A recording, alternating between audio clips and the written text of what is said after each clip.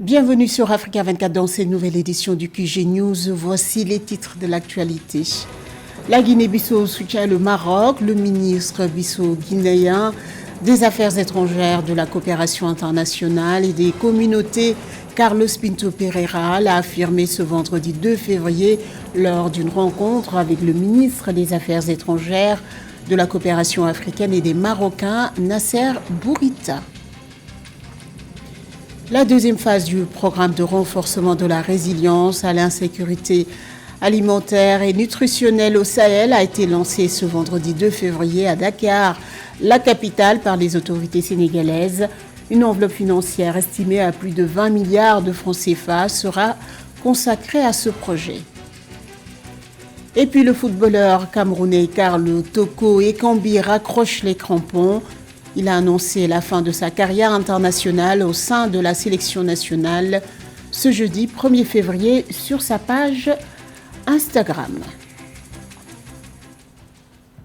Mais tout d'abord, au Sénégal, des manifestations contre le report de l'élection présidentielle ont eu lieu ce dimanche 4 février. Ces manifestations interviennent suite au report de l'élection présidentielle du 25 février par le président sénégalais Macky Sall ce samedi 3 février. La décision du report de la présidentielle a suscité le mécontentement de l'opposition qui a appelé à manifester. Elle a également appelé à maintenir la campagne électorale comme prévu. Les forces de l'ordre ont dispersé les manifestants avec des gaz lacrymogènes. Le ministre bissau-guinéen des Affaires étrangères, de la coopération internationale et des communautés, Carlos Pinto Pereira, a affirmé son soutien au Maroc ce vendredi 2 février lors d'une rencontre avec le ministre des Affaires étrangères, de la coopération africaine et des Marocains résidant à l'étranger, Nasser Bourita. La Guinée-Bissau dit reconnaître la souveraineté du royaume chérifien sur l'ensemble de son territoire et s'engage à œuvrer pour que cette réalité soit reconnue à l'échelle internationale. Les précisions de Nana Kamsoukom. La Guinée-Bissau réitère son soutien à la souveraineté du Royaume du Maroc sur l'ensemble de son territoire et s'engage à tout faire pour que cette réalité soit reconnue à l'échelle internationale. L'annonce a été faite le 2 février 2024 à Rabat par le ministre bissau-guinéen des Affaires étrangères, de la coopération internationale et des communautés, Carlos Pinto Pereira. La souveraineté du Royaume sur tout ce territoire.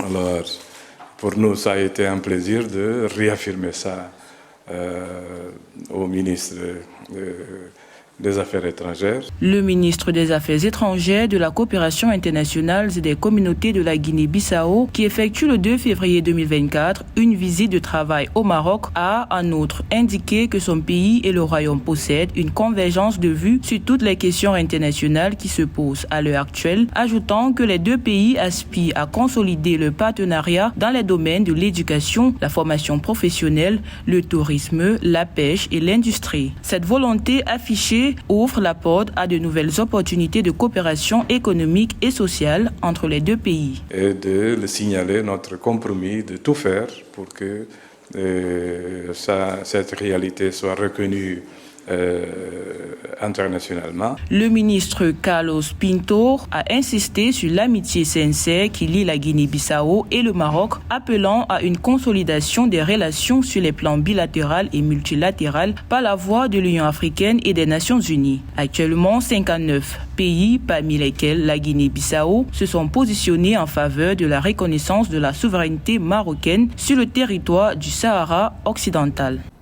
Le gouvernement du Sénégal a lancé ce vendredi 2 février à Dakar, la capitale, la deuxième phase de son programme de renforcement de la résilience à l'insécurité alimentaire et nutritionnelle au Sahel, selon le ministre de l'Agriculture, de l'Équipement rural et de la souveraineté alimentaire, Samba Ndiobenka. Ce projet, dont le coût global est estimé à plus de 20 milliards de francs CFA, sera mis en œuvre sur une durée de 5 ans dans 15 communes réparties dans les régions de Fatick, Matam et la province de Bakel. Cheikh Oumar Kamara. Le gouvernement sénégalais a lancé le 2 février 2024 la deuxième phase du programme de renforcement de la résilience à l'insécurité alimentaire et nutritionnelle au Sahel. Ce projet estimé à 20 milliards de francs CFA sera mis en œuvre sur une période de 5 ans et touchera 15 communes du pays. À travers ce programme, le gouvernement du Sénégal s'engage à améliorer les conditions de vie des populations locales en renforçant leur résilience aux crises alimentaires. Nous espérons que la deuxième phase du programme touchera 45 000 ménages. Il est important de reconnaître la spécificité du projet qui est un projet intégrateur. Il y a les productions animales, les productions végétales, le génie rural. Avec une exécution prévue sur 5 ans, cette initiative promet de transformer positivement la vie des habitants des 15 communes ciblées en favorisant des pratiques agricoles durables et en renforçant les capacités locales en matière de sécurité alimentaire dans le Sahel. Tous les agents de l'État impliqués dans ce projet, je vous invite à redoubler d'efforts. Nous avons obtenu des résultats importants et j'espère que les défis qui nous attendent l'exigent. Nous devons faire plus d'efforts. Et enfin, réitérons que nous sommes prêts à soutenir ceux qui doivent réaliser ce projet et espérons que les populations bénéficieront bientôt de ce projet. À noter que la première phase du programme a été mise en œuvre au Sénégal entre 2015 et 2020 dans 6 régions administratives avec un taux d'exécution technique et financier de 98%. Cette première phase a nécessité un investissement de 19,5 milliards de francs CFA pour produire 100 000 tonnes de céréales, 30 000 tonnes de produits maraîchers commerciables, sans compter la création de 1430 emplois et l'augmentation des moyens de subsistance de plus de 60 000 ménages. Le gouvernement centrafricain et ses partenaires ont lancé ce vendredi 2 février le plan de réponse humanitaire 2024. Ce plan permettra de répondre aux besoins urgents de 1,9 million de personnes vulnérables. Depuis plus d'une décennie, le pays est confronté à un conflit interne. Le gouvernement souhaite ainsi mobiliser 367,7 millions de dollars pour venir en aide aux populations les plus touchées. Sarah Yemele. Pour répondre aux besoins des populations les plus vulnérables, le gouvernement centrafricain et ses partenaires humanitaires ont lancé le 2 février 2024 le plan de réponse humanitaire 2024. Cette action, qui devrait permettre de répondre aux besoins urgents de 1,9 million de personnes, nécessite la mobilisation de 367,7 millions de dollars. Selon les données officielles, 2,8 millions de personnes, soit 46% de la population, sont extrêmement vulnérables en 2024. Nous avons affiné les besoins grâce à des consultations préliminaires avec les autorités et les communautés touchées à l'intérieur du pays. Et nous avons découvert que certaines zones relativement stables nécessitent l'engagement d'autres acteurs tels que ceux impliqués dans le développement afin de consolider les acquis des efforts humanitaires et de soutenir durablement la protection et la résilience des communautés vulnérables. Le conflit qui perdure depuis plus d'une décennie dans le pays, l'impact récent de la guerre au Soudan et l'insécurité dans la région frontalière du Nord-Ouest avec le Tchad ont forcé le déplacement d'un Centrafricain sur 5 à l'intérieur du pays ou à l'étranger. Le monde peut aider la RCA à aller de l'avant en faisant preuve de solidarité humanitaire aujourd'hui, mais aussi en pensant à long terme au lieu de continuer à panser les plaies comme nous l'avons fait ces dernières années. Selon le coordinateur humanitaire en République centrafricaine, Mohamed Ayouya, grâce à la générosité des donateurs en 2023, environ 2 millions de Centrafricains, parmi les plus vulnérables, ont reçu une assistance vitale dans au moins un secteur, en particulier dans les régions inaccessibles par la route depuis plusieurs années. Au Soudan, le ministre de l'Industrie, Mahassen Ali Yacoub, a annoncé ce vendredi 2 février un plan d'urgence visant à relancer le secteur industriel du pays. Cette annonce intervient alors que 90% des usines du pays ont subi des destructions généralisées suite à la guerre entre l'armée soudanaise et les forces de soutien rapide. Le plan vise à faciliter la réhabilitation des usines bloquées et à les réintégrer dans le cycle de production. Les détails avec Marie-Raphaël Attolo. Au Soudan, le ministre de l'Industrie, Mahassen Ali Yacoub, a annoncé le 2 février 2024 un plan d'urgence visant à relancer le secteur industriel du pays. Cette annonce intervient dans un contexte marqué par la paralysie de 90% des usines en raison de la guerre qui oppose l'armée soudanaise et les forces de soutien rapide. Les industries dans le pays ont fait l'objet de bombardements et de pillages répétés depuis le début du conflit qui a éclaté le 15 avril 2023.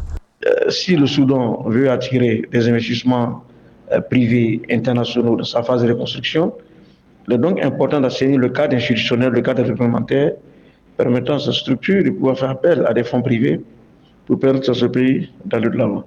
Et je rappelle bien que les années de gloire que le Soudan a connues, c'était à l'époque sous Béchi, et depuis l'éviction de Béchi, le Soudan est dans une position très hésitante par rapport au retour à la croissance économique et à la normalité. Le plan global du gouvernement soudanais vise à une relance du secteur industriel, devrait permettre de transférer les usines endommagées de Khartoum vers des États plus sûrs et l'ouverture de nouvelles succursales des usines encore en activité à Khartoum dans les dites régions, tout en capitalisant sur les ressources et les infrastructures disponibles. La réhabilitation du secteur industriel soudanais devrait également permettre de capitaliser les avantages commerciaux préférentiels obtenus des accords bilatéraux et multilatéraux.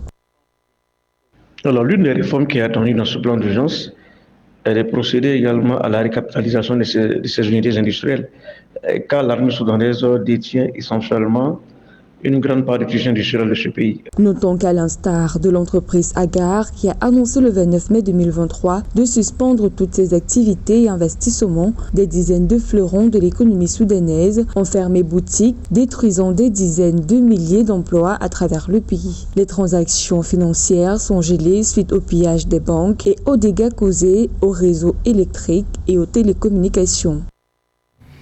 À la page sport, le joueur de football camerounais Karl Toko Ekambi a annoncé sur sa page Instagram la fin de sa carrière internationale au sein de la sélection nationale ce jeudi 1er février.